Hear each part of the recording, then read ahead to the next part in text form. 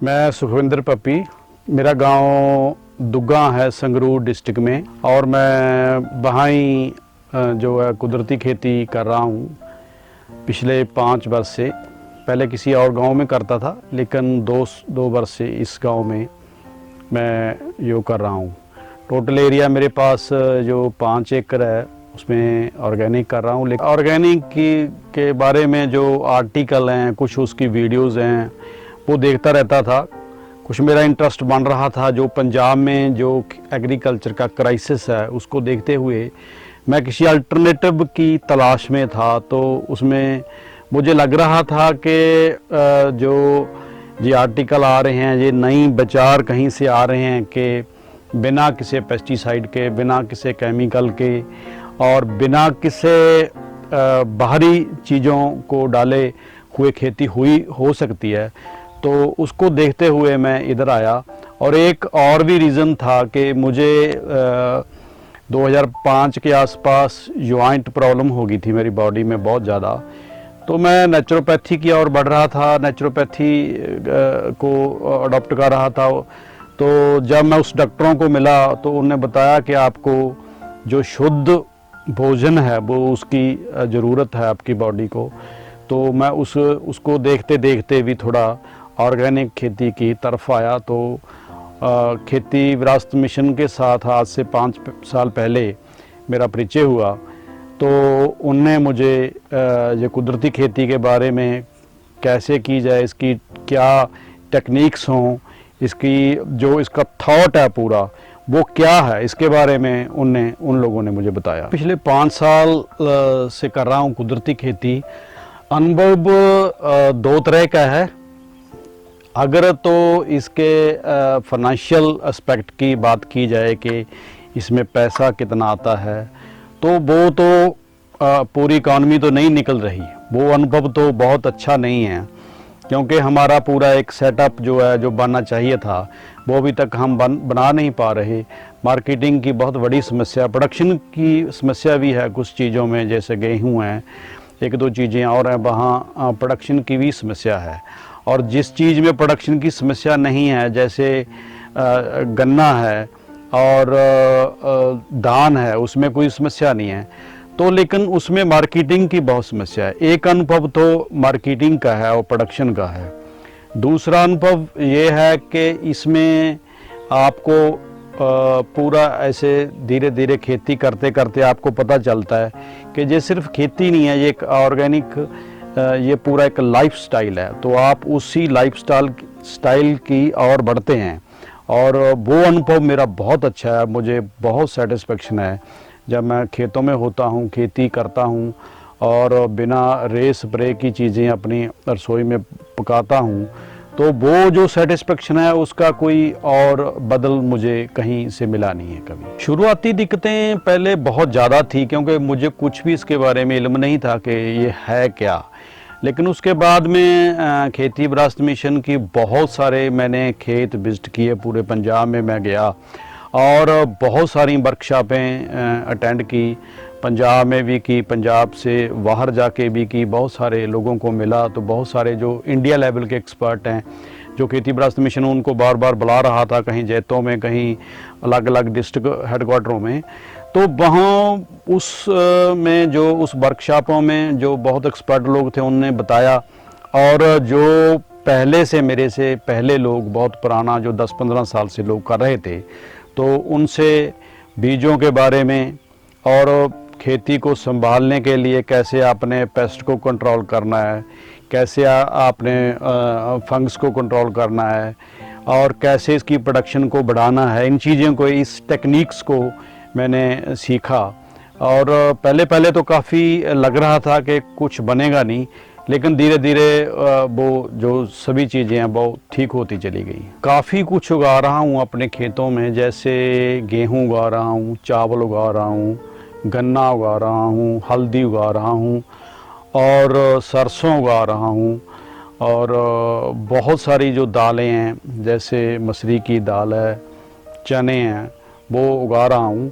और जितनी भी सब्जियाँ, अभी मैंने 3 दिन पहले 22 किस्म की सब्जियाँ जो वो बोई हैं गर्मी वाली, और इससे पहले जो सर्दी वाली थी सभी सब्जियां वो मेरे खेत में होती हैं, और प्याज होता है, लहसुन होता है।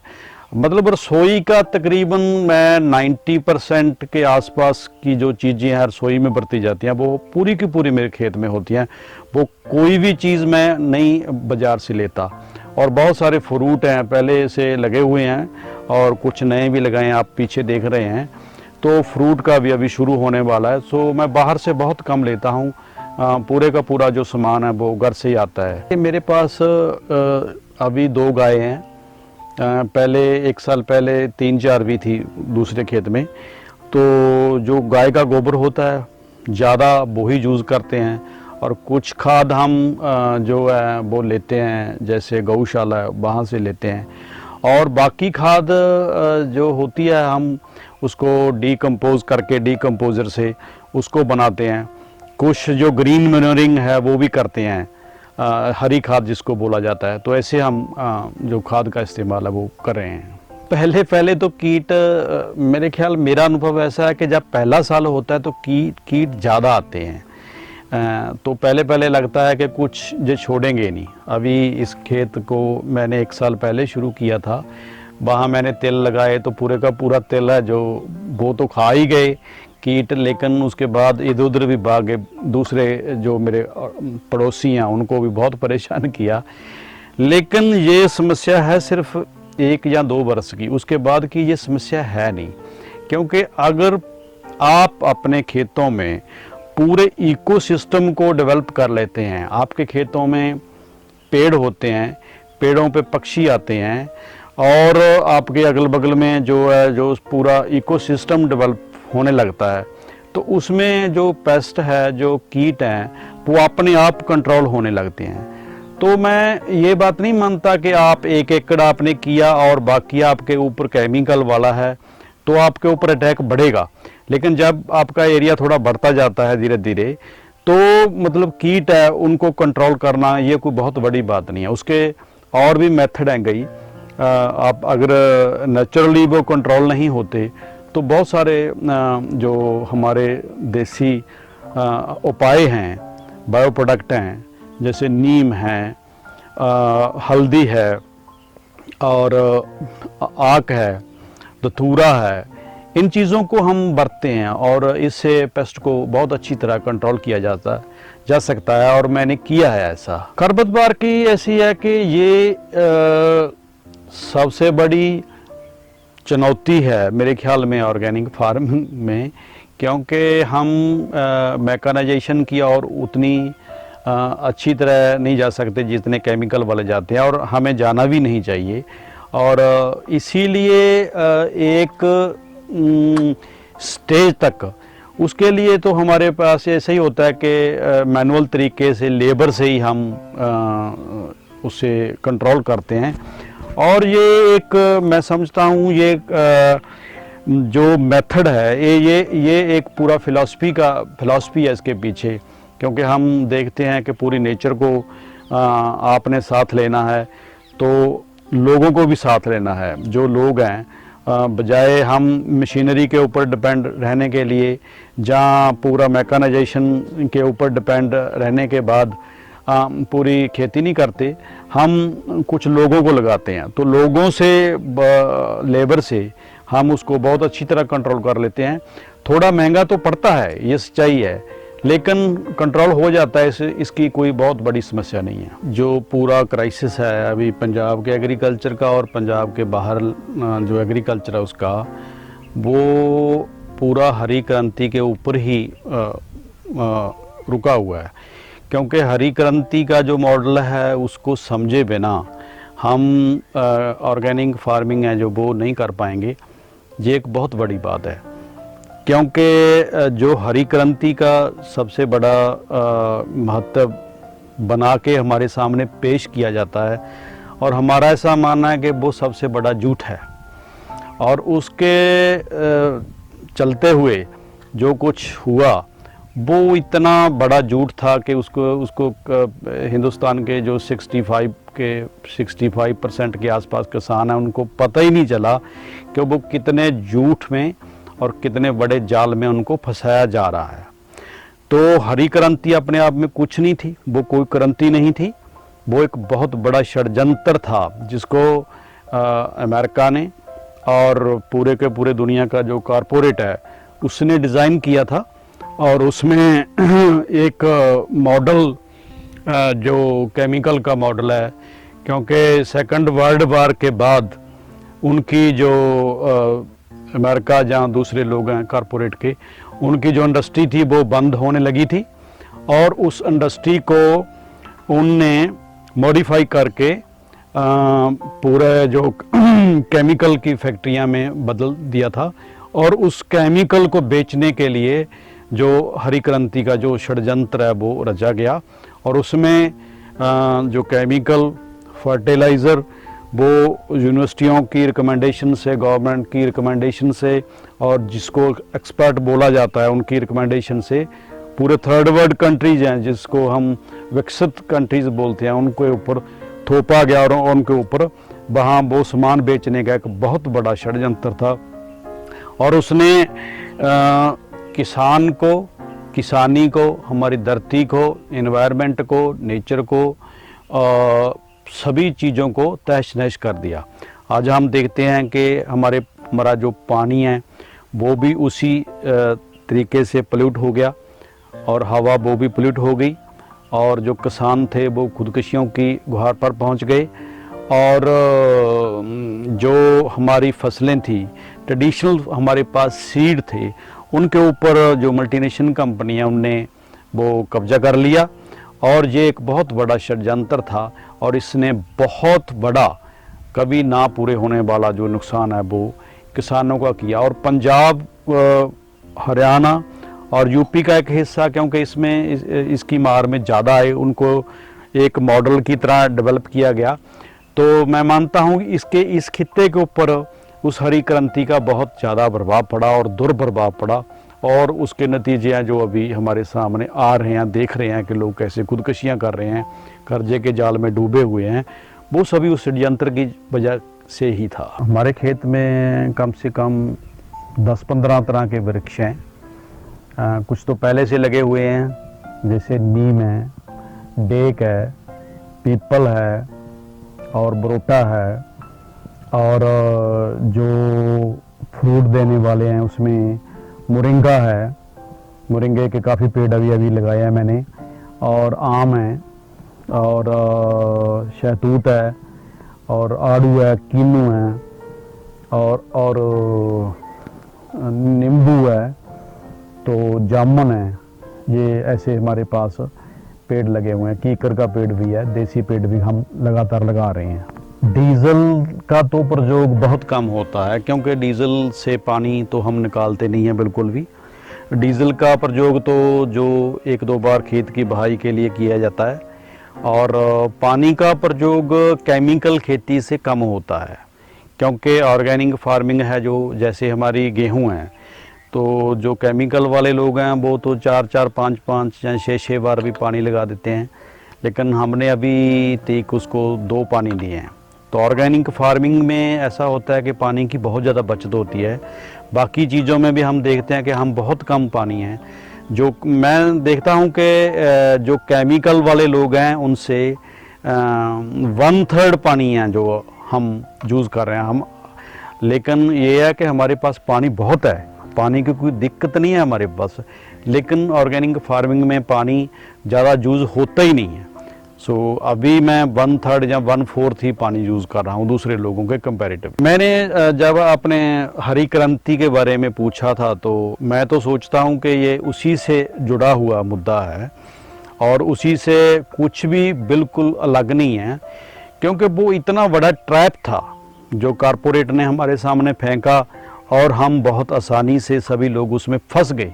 और जहाँ ऐसा बोलें कि हमारे जो देश के नेता लोग थे उनकी वजह से हमको फंसा दिया गया, तो वो ट्रैप इतना गहरा है, इतना उलझन वाला है कि उससे निकलना कोई छोटी मोटी बात नहीं है।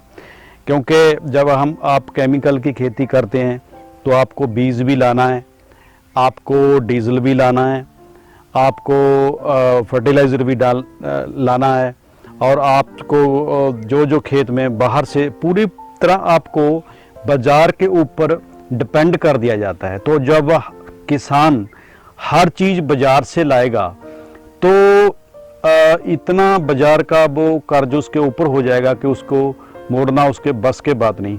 हमको पूरे बैंकिंग सिस्टम में फंसा दिया गया, और जो सो कॉल्ड मैकेनाइजेशन है एग्रीकल्चर में वो इतना ओवरलोड है। पंजाब में जैसे देखें कि हम इतने ट्रैक्टर हैं कि जितने हमारे को ट्रैक्टर चाहिए पंजाब में उससे 5 गुना ट्रैक्टर है जो हमारे घरों में खड़े हैं। तो ये सिस्टम पूरा उस ट्रैप की वजह से है जो ये हरी क्रांति के द्वारा बुना गया था। और इतनी उलझनों में जब लोग फंसेंगे तो खुदकशियां तो होगी ही। बाजार को पूरा प्रभावी किया जा रहा है, मीडिया पूरा लगा हुआ है, और प्रिंट मीडिया है, सोशल मीडिया है, जितने भी इतना बड़ा आपके ऊपर अटैक है कि आपको किसी चीज़ की ज़रूरत हो जाना हो, लेकिन आपको ये जचा दिया जाता है कि आपको ये चीज़ लेनी ही लेनी है। तो आदमी इतनी चीज़ें खरीद रहा है और उसको पूरा नेचर से काट दिया जाता है, और उसके ऊपर इतना, उसके माइंड के ऊपर इतना प्रेशर डाला जा रहा है कि उसको लग रहा है कि ये भी ले लूँ, ये भी ले लूँ। वो पागलों की तरह वो दौड़ रहा है, और बाजार उसको अपनी तरह और अपनी उसकी जेब है जो लगातार काटता रहता है, और वो इतने प्रेशर में रहता है कि वो ना तो उसके पास कोई सेटिस्फेक्शन है, ना उसके पास कोई अच्छी इकॉनमी है, ना उसके पास अच्छी सेहत है, ना उसके पास कोई टाइम है।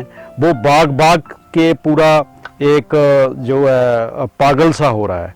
जो मैं समझता हूँ कि बाजार एक बहुत बड़ा रोल है जो अभी प्ले कर रहा है। ऑपरेटिव मॉडल को इस्टेब्लिश करने के लिए संगरूर में एक हाट शुरू किया पिछले 1 साल से। 3-4 लड़के हैं अभी मेरे पीछे, 2 मेरे गाँव के, एक पड़ोस के गाँव का है।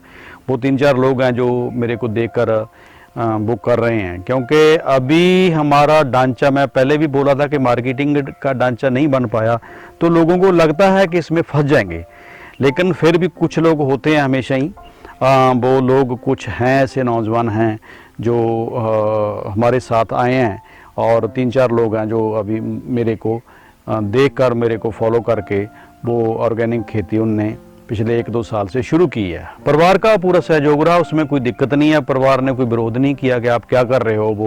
वो मैं इंडिपेंडेंट है, क्योंकि पहले मैं बिजनेस करता था। पहले खेती करते थे बचपन में, लेकिन बाद में फिर मैं बिजनेस में आ गया था, तो बिजनेस भी अच्छा चल रहा था। तो उसके बाद मैं जब ऑर्गेनिक खेती करने का फैसला किया तो उसमें भी परिवार को लगा कि ठीक ही कर रहा होगा, तो उसमें हमारे को तो कोई दिक्कत आई नहीं। परिवार को तो अभी अच्छा लग रहा है कि मैं जब विदाउट एनी केमिकल या फर्टिलाइज़र या पेस्टिसाइड के खाने के लिए रोज़ कुछ ना कुछ खेत से घर लेके जाता हूँ, तो परिवार का सहयोग पूरा रहता है मेरे साथ। पंजाब का क्राइसिस पूरे इंडिया में सबसे बड़ा क्राइसिस है एग्रीकल्चर का, और जितनी सुसाइड पंजाब में हुई हैं, खास करके मालवा रीजन में, जिस रीजन में हम बैठे हैं, तो उसमें बहुत ज़्यादा सुसाइड हुई हैं। तो उसमें किसानों को एक पैरेलल जो एग्रीकल्चर का सिस्टम है वो चाहिए। जो पहले गवर्नमेंट का या कारपोरेट का एग्रीकल्चर का सिस्टम चल रहा है, उसके पैरेलल एक सिस्टम चाहिए। तो उसके लिए मुझे लगता है कि ये ऑर्गेनिक खेती है, ये इसको एक अल्टरनेटिव के रूप में पेश किया जा सकता है या किया जाना चाहिए। मैं चाहता हूं कि पंजाब के किसान ने जे अपने आप को बचाना है, अपनी ज़मीन को बचाना है, अपनी धरती को बचाना है, अपनी नस्लों को बचाना है, अपने बच्चों को बचाना है, अपने एनवायरनमेंट को बचाना है, तो उनको हर हालत में जो कुदरती खेती है, ऑर्गेनिक खेती है, वो करनी ही होगी, और उसको उन लोगों को ज़रूर करनी चाहिए।